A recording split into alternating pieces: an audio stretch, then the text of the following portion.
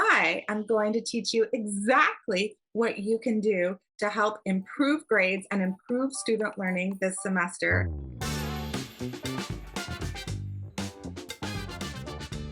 The first tests of the season have been given out to students. Results are in. Maybe even grade reports are about to come out and actually freak a lot of students and parents out. And so I want to check in with you, teachers. How are you feeling?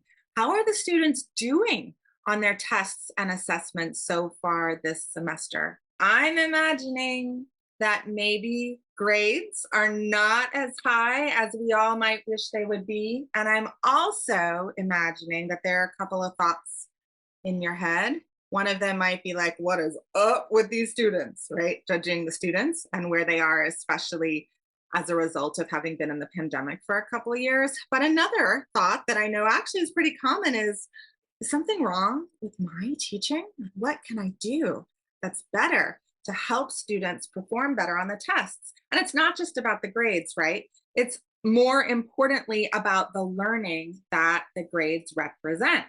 So first of all, I want to say that the solutions to how to improve student learning, especially on tests and assessments, are here in this big old book called Make It Stick. You can see how dirty it is on the outside. I use this book all the time, The Science of Successful Learning.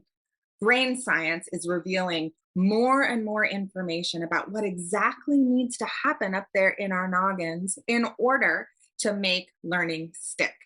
The problem is it's a big book. It's complicated. There's a lot of information in here, and often teachers who get excited about learning the neuroscience of learning end up teaching students too much of what's happening in the brain.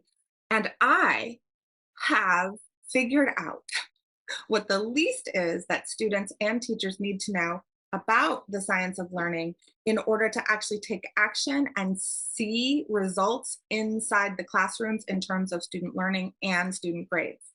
I call my three-step consolidation of what we know about the science of learning, I call it the study cycle. And I haven't taught it on my YouTube channel recently, and so I'm going to give y'all an overview right now. Down here is a book. This represents everything a student might need to learn this semester in your class for this particular test. It's also all the things that are outside the student's brain that the student needs to learn, right? Up here is the student themselves, and this is their brain, because we are concerned with what is actually sticking inside that noggin, I called it. So step one on the study cycle is we need to be exposed to the information for the first time. The scientists call this process encoding, but if we don't want to use this fancy science words, we can just call it teaching. This is, or you could even write on here if you're taking notes while you're watching this video, first exposure to the information. This can happen through lecture.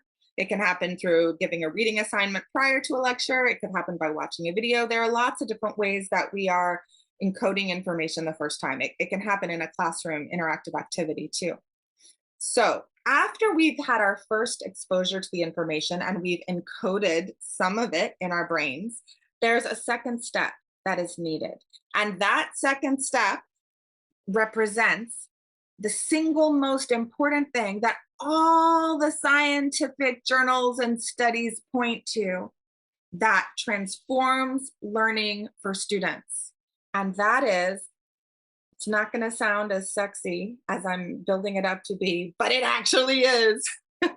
It's the practice of retrieval, which is also known as testing ourselves to see what we do and don't know. So first we're exposed to the information for the first time, then we test ourselves to see what we do and don't know. Testing can look like all kinds of things. It could be quizzes, but it could just be turning to your partner and practicing saying something out loud that you've just learned without looking at your notes. It can look like filling out a worksheet. It could look like doing an activity. There are all kinds of different ways we can practice retrieval. And I'm very interested in teachers, you building more retrieval practice into your classes, but even more than that, you teaching students about the importance of retrieval so that they see what you're doing when you are assigning retrieval practices, and they know how to do the same thing for themselves when they are at home and learning. So retrieval is really important. There's one more stage, though, that I like to add to the study cycle, even though retrieval is the most important one. What this helps us do is identify what we know and what we don't still know. And then what do we do with the stuff that we don't still know as well as we probably need to for the test? Step number 3 is that we encode, but we do it in a new way. Did you just hear that car rumbling by? I'm sorry, even with my windows closed, you still hear Oakland, California. So here we go.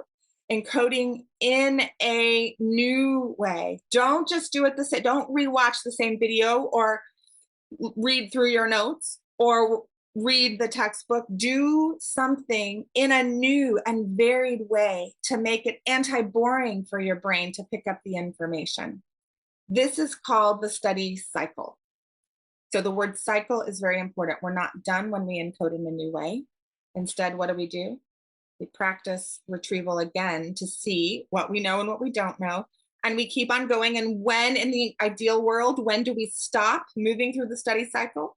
When we have proven to ourselves through retrieval practice that we've actually fully integrated everything that we need to integrate up here in our brains. So this model doesn't take very long to teach. I did it in just a few minutes right now. But after you teach it, there are some very specific ways that you can tweak your curriculum inside your classroom. If you're a teacher, students, you can tweak the way you do homework and you prepare for tests to ensure that you are following the study cycle at all times. And the good news is that I'm teaching a brand new masterclass all about how to put the study cycle into action in your teaching and learning. And I'm doing that at the end of September 2022. So you can sign up for it if there's still time. It's a very low cost workshop at $36 for individuals and schools. You can buy all access passes for all your teachers if you would like.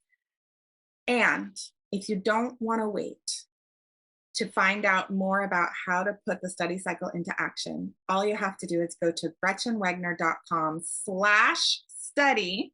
There are links below that you can click on, and there is a 3-page downloadable. It's a chart all about specific things you can do at each of these stages in the learning process to put the study cycle into action. So good luck.